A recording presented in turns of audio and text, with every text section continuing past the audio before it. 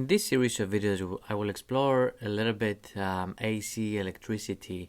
And the first circuit that I'm going to start with is a fairly simple one. So I use a bulb and I use an AC alternating current power source, and I'm going to use some wires to make the connections. Now, one thing to pay attention here for the light bulb. Okay, this is the filament. This is essentially simulating the filament of the bulb, and these blue minus signs, those are the electrons, and right now they are not moving. Remember, for most metals, for most conductors, electrons are the charges that are free to move, not the protons.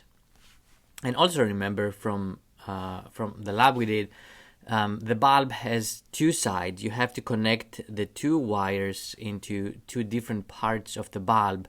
So one of them should connect to the side, the other one should connect to the bottom part of the bulb.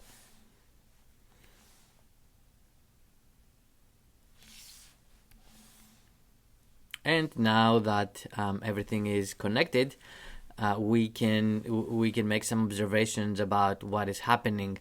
So we know. Okay, let's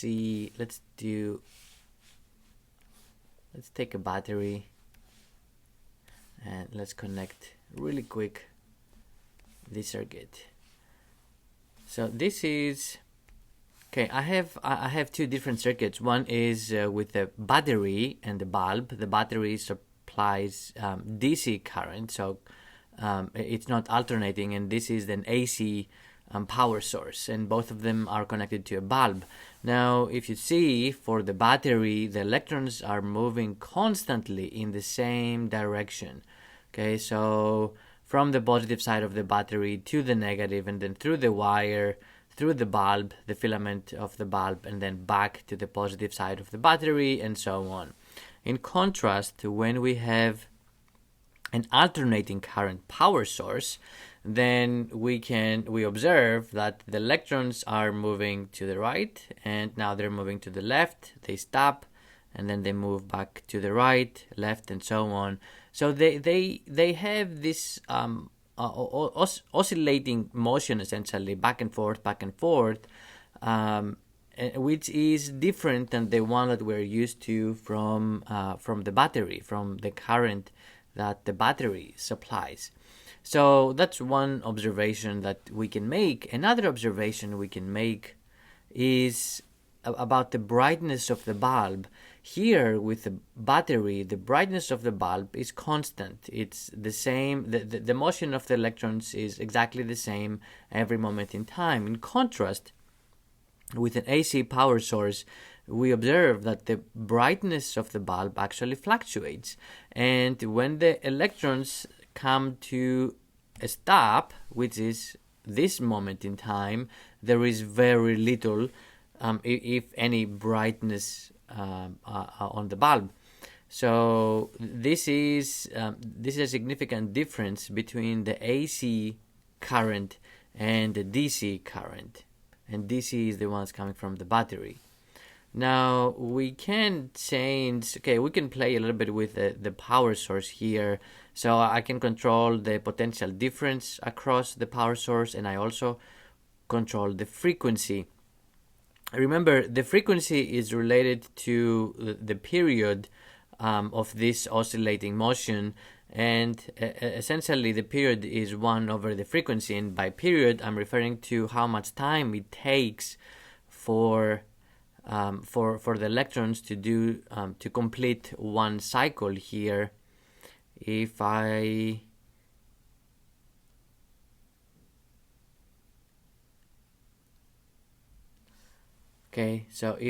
decrease the frequency,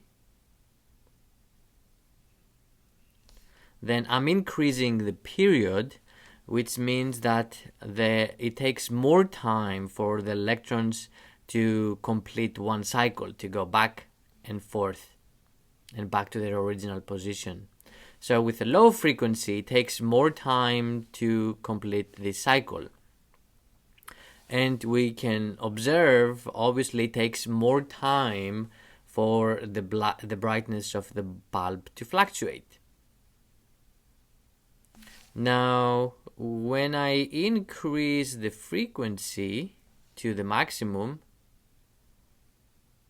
it takes a very small amount of time. The period is the minimum at this point. It takes a very small amount of time for the electrons to complete one cycle, and it's a little bit more difficult to perceive, to understand that the brightness of the bulb actually fluctuates. And the more you increase the frequency, the smaller this period becomes. So the electrons are moving essentially complete one cycle faster and faster, which means the brightness of the bulb fluctuates more and more times in any second, and that makes it more difficult for us to understand that the brightness of the bulb actually fluctuates and is not constant. Now let's go back to 0.5. We have some tools here on the left. One thing we can do is we can plot. Okay, this is essentially a voltmeter, and we can see how the potential difference across the power source fluctuates. Okay, so it goes up to a maximum of +9 and a minimum of -9 volts. This is in contrast with the potential difference across the battery, which is a constant horizontal line at 9 volts. Okay, this is a significant difference between a DC power source and an AC power source. And if we plot the current,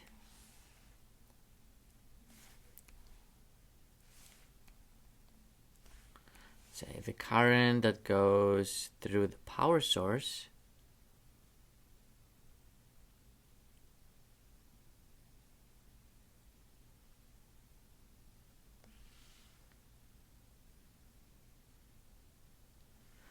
so we have a sinusoidal wave for the current. We have a sinusoidal wave for the potential difference, and also for the battery. We, as we know from the past, we expect to see a constant current flowing through the battery, whereas here both the current and the potential difference across the power source actually fluctuate. I